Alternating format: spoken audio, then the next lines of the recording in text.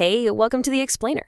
Today, we're jumping into a source that's built on one massive claim, that the resurrection of Jesus Christ isn't just an important event, it's the single most pivotal event in all of history.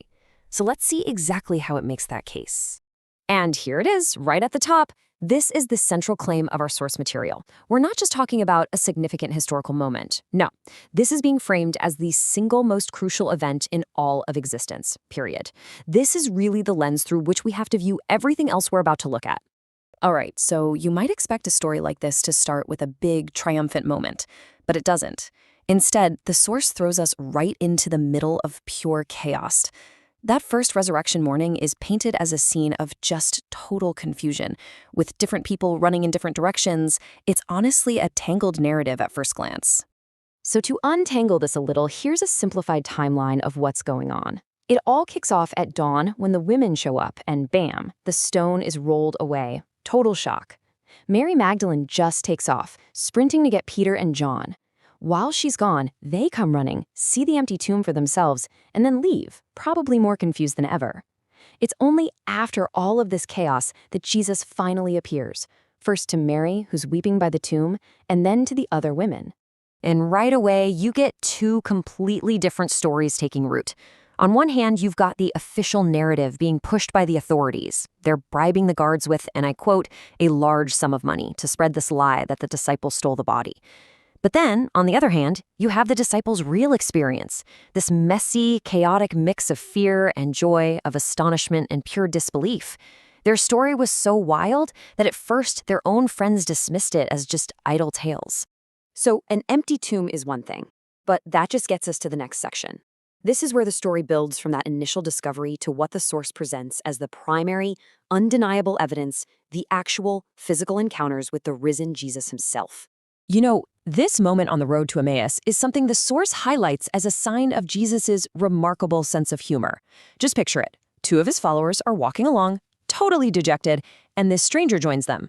When they ask if he's literally the only person in Jerusalem who hasn't heard what happened, he, the guy who just lived through it all, simply asks, "What things?" It's pretty amazing when you think about it. Now, the source points to this moment in the upper room as the most direct physical proof, and the message couldn't be clearer. A spirit hath not flesh and bones as ye see me have. This wasn't some ghost or a vision. He's inviting them to touch him, to handle him, and he even eats a piece of fish right there in front of them to prove he has a real, tangible, physical body. So what's this number about 8? Well, according to John's Gospel, Jesus shows up again 8 days later. And this time, the disciple Thomas, the one we call Doubting Thomas for a reason, was there. He'd said he wouldn't believe it unless he saw it for himself. So it seems like this visit was almost specifically for him to directly address that doubt head-on. Okay, so we've looked at the story, the narrative of what happened, but now we're going to pivot to the core theological argument that the source presents, pulling from the writings of the Apostle Paul. This is the part that explains why the physical resurrection is considered so absolutely non-negotiable for the entire Christian faith. Now, to really get Paul's logic, the source first defines this key term, the gospel. As you can see, this isn't just some vague general idea.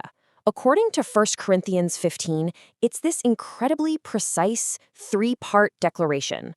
Christ died for our sins, he was buried, and he rose again on the 3rd day. Everything, and I mean everything, is built on this 3-legged stool. And this slide just illustrates the logical chain that Paul builds on that foundation. It's really presented as an all-or-nothing deal. Think of it like dominoes. If you accept the premise that people don't rise from the dead, well, then it follows that Christ didn't rise. And if Christ didn't rise, the whole thing falls apart. Your faith is in vain, our preaching is in vain. According to the source, there's just no middle ground here. But you know, just when you think the story is wrapped up, the accounts aren't all straightforward. Our source material ends by digging into what it calls a lingering mystery that haunts the whole narrative, and it adds this fascinating layer of complexity to these encounters. And here's the puzzle, right? Why on earth did his closest followers not immediately know who he was? I mean, Mary Magdalene mistakes him for the gardener. The disciples on the road to Emmaus walk and talk with him for 7 miles and have absolutely no clue. The source is asking a really valid question here. What was going on? Well, the source offers a pretty shocking potential explanation, and it finds it by looking way back at Old Testament prophecy. It points to passages in the book of Isaiah that describe the suffering of the Messiah, with one verse literally saying his appearance was marred more than any man. So the theory is that he was so brutalized by the torture and the crucifixion that he was, quite literally, physically unrecognizable, even to the people who knew and loved him best. And this is the final, powerful idea that the source leaves us with. The theory suggests that the scars, the wounds, they weren't erased in the resurrection. Instead, those very marks of suffering and humiliation were transformed. They became the eternal, physical proof of his identity and, in the source's view, his love. What does it even mean for a scar to become a symbol of glory? Now that's a thought to ponder.